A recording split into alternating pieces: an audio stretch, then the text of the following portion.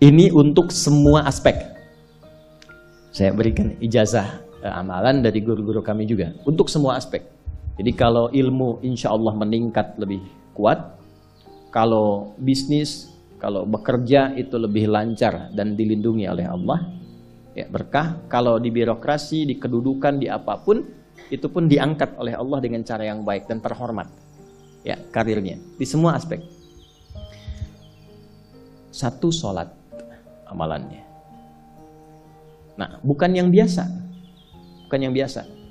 Kalau bisa jaga yang 40 rakaat. Yang sering saya sampaikan. 17 rakaat sholat fardu. Sudah? 12 rakaat rawatib. 11 rakaat yang tahajud. Jumlahnya 40. Ya. 17 rakaat sholat fardu. Kalau ini wajib. Kalau wajib standar. Ya. Mau kaya, mau tidak, ya sholat 17 rakaat juga. Mau pintar, mau tidak, 17 rakaat juga. Jelas ya? Rumusnya 24434. Ya, itu ya. Nomor aksesnya. 24434. 2 subuh, 4 zuhur, 4 asar, 3 maghrib, 4 isya. Ya. Jangan sampai miskol. Kalaupun miskol harus khairayyarah. Ya kan? Bukan syarrayyarah. Baik. Pasti yang miskol muadzin. Allahu akbar, khairayyarah. Ya. Baru adzan belum qomat syarrayyarah. Pasti kan? Oke. Teruskan. Yang 12 itu hadisnya sahih. Perhatikan baik-baik. Man shalla isnatai asyrata rak'atan fi yaumin wa lailatin. Siapa yang menunaikan salat sunnah 12 rakaat yang mengiringi salat fardunya siang dan malam. Sudah arba'an qabla dhuhri, 4 rakaat sebelum zuhur. 4 rakaat sebelum zuhur. Teknisnya bisa langsung 4 atau 2-2. 2 kemudian salam, 2 rakaat lagi salam. Jelas? Baik. Kemudian arba'an qabla dhuhri, rak'ataini ba'daha, 2 rakaat setelahnya. Setelah zuhur 2 rakaat. 4 tambah 2 berapa? 6. Rak'ataini ba'dal maghrib, 2 rakaat setelah maghrib. 6 tambah 2, 8. Rak'ataini ba'dal isya, 2 rakaat setelah isya. 8 tambah 2, 10. Rak'ataini qabla al-fajri, 2 rakaat sebelum subuh. 12 ya. Nah, jaga yang 12 ini. Jaga yang 12. Kalau sebelum zuhur tidak memungkinkan 4, misal sebelum zuhur. Karena kasusnya bisa berbeda. Ada Ibnu Umar, Abdullah bin Umar radhiyallahu taala anhuma menemukan kasus berbeda, seperti Anda di kantoran waktu singkat saat Ramadan, kan? Dapatnya cuma mungkin 2. Maka ada hadis dari Nabi sallallahu alaihi wasallam, riwayatnya Ibnu Umar. Qala au kama qala hafidtu an Rasulillah sallallahu alaihi wasallam 10 rakaat. Saya hafal dari Nabi 10 rakaat. Kalau tidak sempat sebelum zuhur 4, boleh 2. Nah, dari Ibnu Umar ini sebelum zuhurnya 2 rakaat. Sebelum zuhurnya berapa? 2 rakaat. Jadi kalau bisa 4, kalau tidak memungkinkan berapa? 2. Orang yang terbiasa 4, lalu karena kondisi tertentu dia mengerjakan 2, tetap dicatatkan oleh malaikat 4 jumlahnya. Dari mana dalilnya? Hadis. Idza maridal 'abdu aw safara kutiba lahu mithla ma kana 'alaihi muqiman sahiha. Kalau seseorang sakit atau bepergian jauh atau dia sedang punya uzur syar'i seperti 2 hal tadi, dan tak mampu melakukan amalan rutinnya seperti biasa, maka tetap dituliskan pahalanya sempurna seperti rutin dan mukimnya. Contoh, ibu mohon maaf ya bu ya, mohon maaf. Perempuan dalam keadaan suci, sholat subuhnya berapa rakaat? 2, ya 2 kan nggak mungkin 3 kan? Baik kan? 2 rakaat. Sholat qabliyahnya berapa rakaat? 2 rakaat. Baik. Setelah itu baca Quran nggak? Alhamdulillah. Misal 1 halaman, kan? Misal. Ibu kerjakan saat suci. Saat sedang tidak suci, masa haid tiba, sholat tidak? Tidak. Baca Quran tidak? Nah, kalau punya kebiasaan sholat, baca Quran, dan tiba masa haidnya, itu pahalanya tetap dituliskan sesuai kebiasaannya. Harus tahu itu. Makanya manfaatkan, karena kalau sudah tiba masa monofos, sama. Itu Allah tuh memberikan kemuliaan khusus. Makanya bu, kalau ngaji dengan ustadz-ustadz tertentu, bikin kurikulum ngajinya fikih perempuan aja, gak usah jauh-jauh. Fikih perempuan. Keluarkan, karena banyak pahala mengalir di dalamnya. Ya. Dan kadang-kadang saya suka bingung kalau bahas fikih rumah tangga itu kenapa yang tegang-tegang gitu. Sekarang fikih parenting sekarang tuh kayaknya menegangkan antara surga neraka aja tuh. Tanggung jawab suami, hati-hati dengan istri. Padahal Qur'annya mengatakan rumah tangga itu penuh dengan permainan yang menyenangkan. Yang ada banyak candanya. Gitu. Coba keluarkan tuh hadis-hadis itu ya. Ibu tahu salah satu istri Nabi ada namanya Sayyidah Saudah binti Zam'ah. Itu sepuh, Bu. Usianya sekitar 70 tahunan ke atas. Dan beliau, Nabi SAW bangunkan rumahnya, itu kamarnya di samping Sayyidah Aisyah, dekat situ, dekat Raudhah. Sepuhnya luar biasa, hobinya bikin makanan, masak. Satu kali ketika beliau sedang ngolah tepung, Nabi pulang, pas kemudian bagiannya Sayyidah Saudah binti Zam'ah datang sedang ngolah tepung, atau dalam riwayat atau kama hadas itu dicolek tepungnya, bermain bercanda, dicolekkan di keningnya, di kening istrinya. Itu sudah sepuh, dicolekkan, masih bercanda, masih tertawa. Kalau bahasa kita masih panggil sayang gitu. Ini kapan kakek nenek masih bilang sayang dan canda.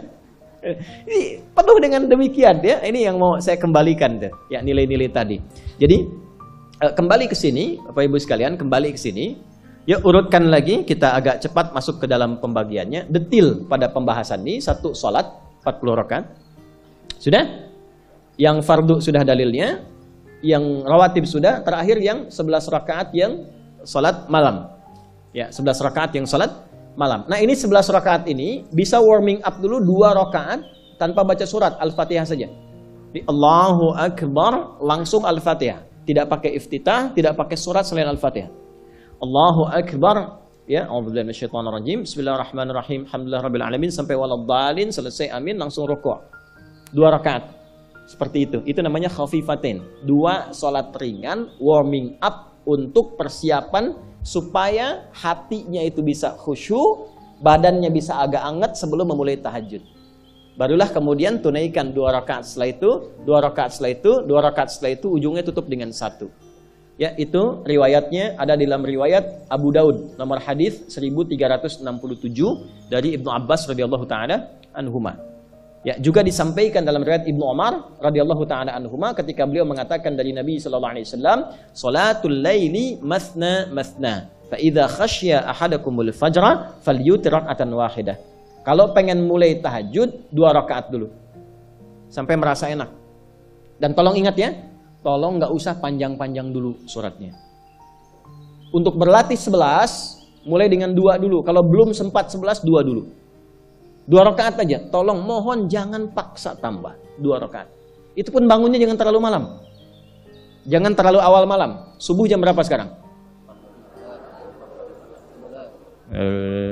Terjadi perbedaan pendapat. Oke, 4.25 lah ya. Misal 4.21, 4.20 lah. Pas ya. Misal kita ambil tengah-tengah 4.20. Sudah, bangun 4 kurang seperempat. Jam 4 kurang seperempat. Karena hadisnya mengatakan ada persiapan sebelum wudu. Ya. Karena Nabi sallallahu alaihi wasallam adalah kebiasaan Nabi sallallahu alaihi wasallam idza staiqadha min naumihi, kalau bangun dari tidurnya fajalasa, duduk dulu. Duduk. Wa masaha biyadihi min athari naumi, kemudian menghapus bekas ngantuknya. Ya, menghapus jejak ngantuk dengan bagian tangan yang bersih. Itu kan butuh waktu. Ya. 4.15 bangun. Duduk dulu, atur alarm. Ya, alarm mungkin ya 3.15, 3.30 ya, kemudian jam 4 terakhir. Alarm pertama untuk mematikan alarm kedua. Alarm kedua siap-siap, alarm ketiga sadar. Ya, kan begitu kan? Ya. Ya begitu, itu rumusnya. Nanti kalau sudah ayat tahajud masuk Al-Isra nanti saya jelaskan. Itu ada isyaratnya di Quran. Bukan isyarat alarm ya, tapi isyarat perjuangan kita untuk bangun. Jadi 4 kurang 15 itu adalah persiapan supaya jam 4 bisa wudu. Ya, begitu jam 4, thumma dhahaba ila shinin mu'allaqah, pergi ke tempat kemudian berwudu, tempat tertutup, wudu, selesai, balik lagi, kan 4.20 adzan kan? Misalnya 4.10 mulai sholat. Kalau 2 rakaat kan nggak lama-lama. 5 menit, witirnya 1 menit, 3 menitnya istighfar, nunggu subuh. Ya, bacanya jangan tinggi-tinggi. Al-Falaq, An-Nas, witirnya Al-Ikhlas. Besoknya Anda sudah bosan 4 rakaat. Ad-duha, al-insyirah, al-falaq, an-nas, al-ikhlas. Besoknya terus sampai bosan tambah 6 rakaat sampai konsisten 11. Jelas? Mulai dengan seperti itu 11 tambah 12, kan berapa? 23 tambah 17 40. Tolong jaga ini. Selama hidup tunaikan aja. Kalau tidak percaya, silahkan coba. Nanti lihat apa perubahan yang terjadi dalam kehidupan.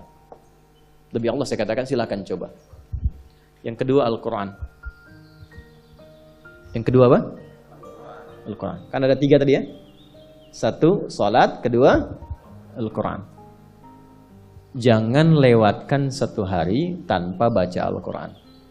Walaupun hanya 1 ayat. Walaupun hanya 1 ayat. Walaupun keterlaluan sih 1 ayat itu. Ya. Alif Lam Mim dah. Pesan Ustaz kan 1 ayat. Nun dah. Okay. 1 halaman. Nah, biasanya begini, semakin banyak dibaca, semakin terjadi perubahan yang berbeda. Kalau ingin nguji begini, hari ini baca 1 halaman, besok baca 2 halaman. Nanti lihat perubahan yang terjadi antara hari ini dengan besok. Pasti ada pengaruh. Paling minimal, Allah akan jaga keadaan diri kita dari berbagai bentuk kegelisahan. Semua tenang aja. Ada masalah apapun, kasih ketenangan, kasih ketenangan. Dan ketenangan itu paling mudah melahirkan solusi. Jelas? Oke, 2, Al-Quran. 3 kira-kira apa? 3 apa kira-kira? 3, jaga wudhu. Gak pakai jaga wudhu.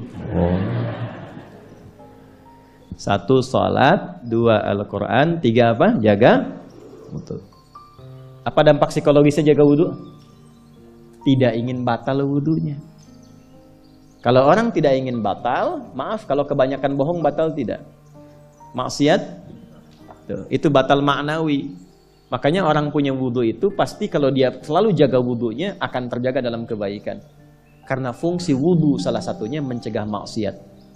Itulah sebabnya setelah wudhu kita doa taubat. Coba selesai wudhu kok taubat. Asyhadu an la ilaha illallah wa asyhadu anna Muhammadan Rasulullah. Kemudian Allahumma ja'alni minat tawwabin. Ya Allah, jadikan aku orang yang selalu tobat, bebas dari maksiat. Itulah rahasia wudhu. Salah satunya menjaga seseorang dari perbuatan maksiat. Ya, tidak bermaksiat, jaga wudhu. Saya itu banyak bercanda dengan keluarga, termasuk anak-anak. Bercanda terus, tapi serius dalam 3 hal. Salat, Quran, dan jangan pernah bermaksiat. Itu kalau anak saya itu pegang, Bu, Pak, ini cerita aja ya. Pegang mushaf nggak benar aja itu bisa saya lempar dari jauh. Minimal saya teriaki. Pegang mushaf nggak benar, bukan nggak baca. Pegang mushaf. Misal mushaf harusnya begini, misalnya dia pegang begini atau taruh di atas paha kaki misalnya apa, itu bisa saya lempar dari jauh. Perbaiki. 3 itu serius. Ya, karena itu adalah sesuatu yang bisa merubah kehidupan kita dan itu yang paling memuliakan kita dan dimuliakan kita dengan itu. Itu poinnya. Tapi yang lain kita bisa bercanda. Sholat jangan main-main. Karena itu inti kebahagiaan hidup kita. Dan maksiat itu yang paling fatal mengantarkan pada kehidupan akhirat yang buruk. Neraka itu kan karena maksiat. Nah, 3 itu ya, tolong jaga, nanti lihat perbedaannya. Silahkan bedakan rasanya, rasakan bedanya dan pasti akan terasa bedanya.